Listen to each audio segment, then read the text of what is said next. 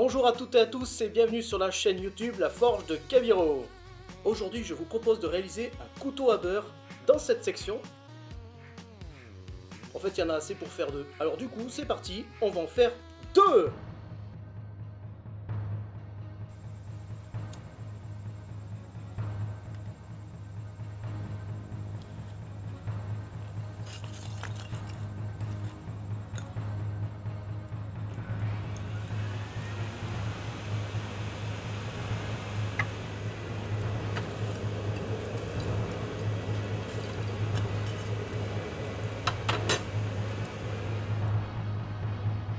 Alors là, pour commencer, il faut aplatir.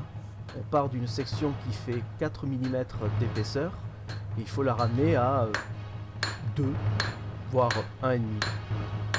Donc là, faut taper.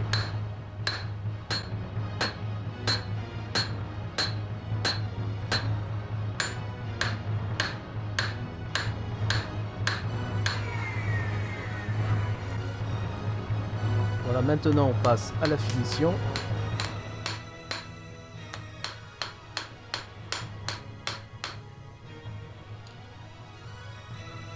Terminé. Voilà, la première partie du couteau à beurre est maintenant finie. Donc on a donné une forme brute, très vague pour l'instant. Mais bon, ça commence à ressembler à un couteau à beurre. Si avec un peu d'imagination on peut y arriver. Donc nous allons maintenant, avant de couper la section en deux et finir le manche, je vais le retourner, profiter de toute la longueur de la section pour pouvoir réaliser le deuxième. Allez, c'est parti!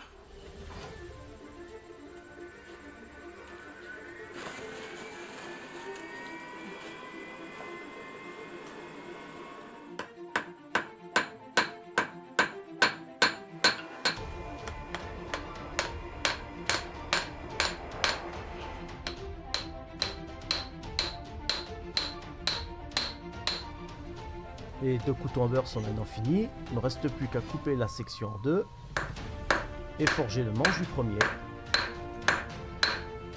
J'adore la musique. Épique. Franchement, on dirait que je forge un truc de fou. Le couteau à beurre qui va sauver l'humanité.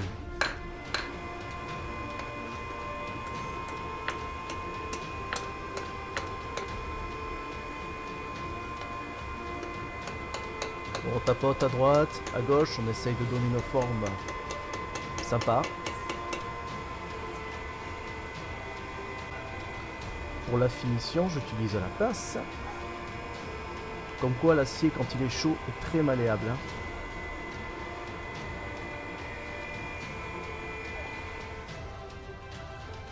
Voilà pour le premier.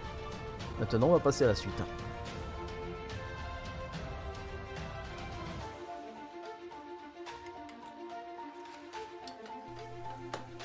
Alors pour le deuxième couteau à beurre, on va réaliser une soie noyée.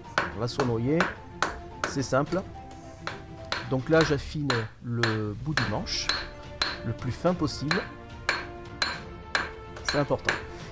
Donc là, je vais descendre le plus possible à la forge pour me faciliter la tâche après avec le backstand.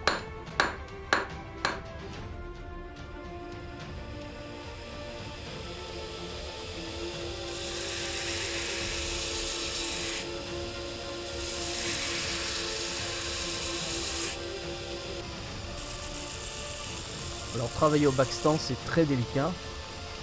Là j'utilise une bande qui est très abrasive, du grain 36 pour ceux qui connaissent.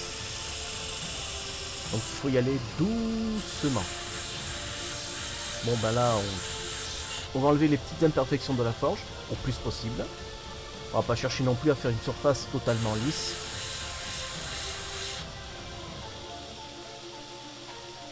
Hop, je la trempe dans l'eau. C'est important de tremper régulièrement dans l'eau, sinon on se brûle les doigts. Le métal chauffe très vite.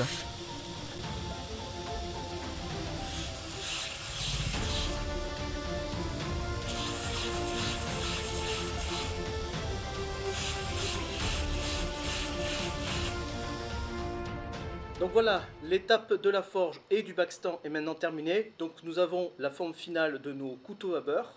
Maintenant, l'étape suivante, c'est de réaliser un manche en bois pour celui-ci. C'est parti!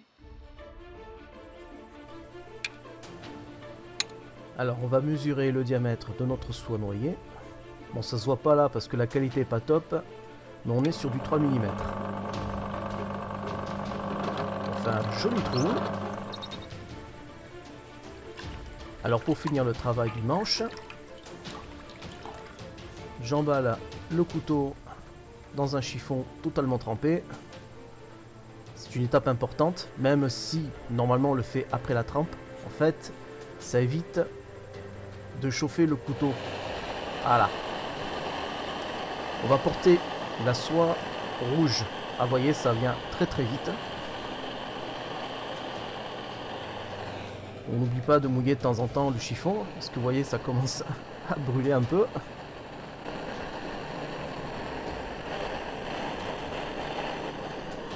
Alors maintenant, ce qu'on va faire, c'est insérer le manche dans la soie.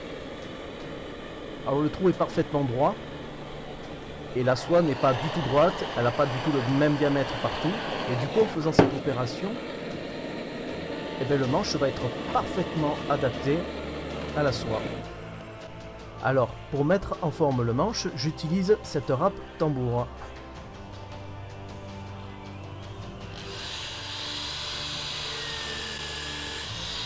Le manche est en chaîne. Donc on constate qu'avec le râpe tambour, ça va assez vite.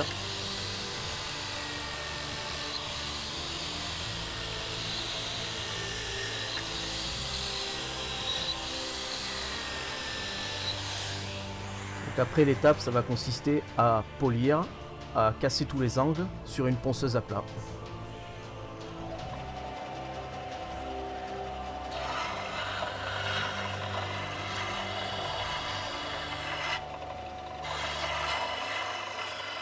Donc petit bilan de l'avancée du travail.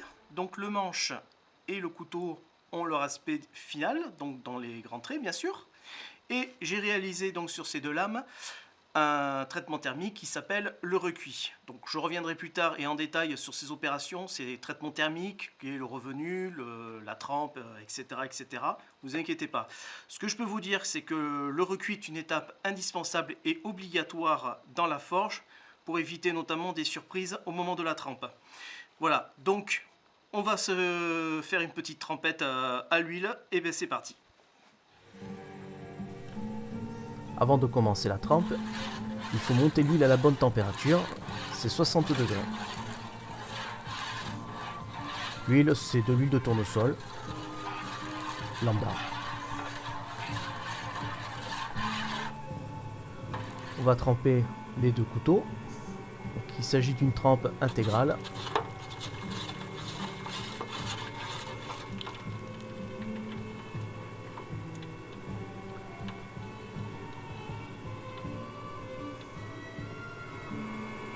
Voilà le deuxième. Voilà, la trempe est finie. Il n'y a plus qu'à nettoyer et passer à la suite. Voilà, la trempe est maintenant terminée.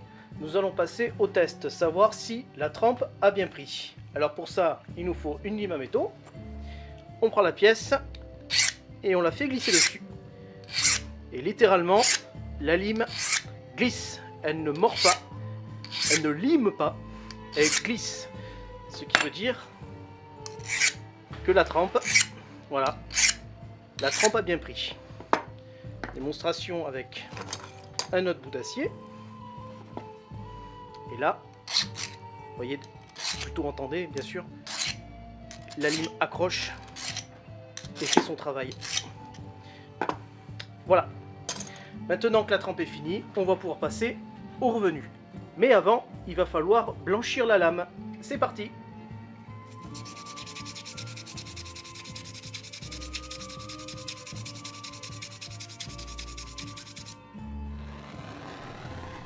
Alors cette opération s'appelle le revenu. C'est donc indispensable après la trempe et ça permet de redonner de l'élasticité à l'acier.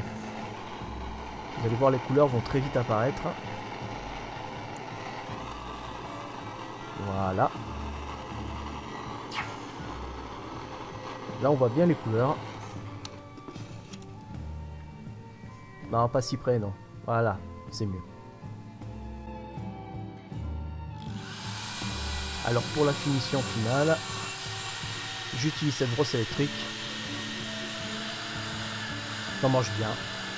Donc on va garder un côté patiné. Toutes les traces de forge seront apparentes. Ça donne un petit côté ancien.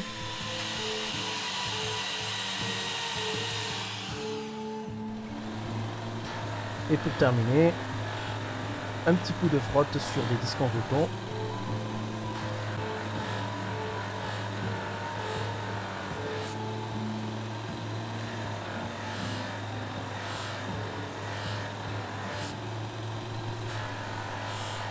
Il ne reste plus qu'à emmancher le deuxième couteau.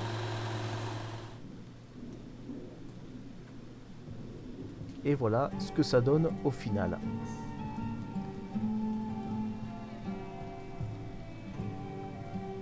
Donc j'ai cherché la simplicité, hein. Mais je vous garantis que ça va couper du beurre, hein.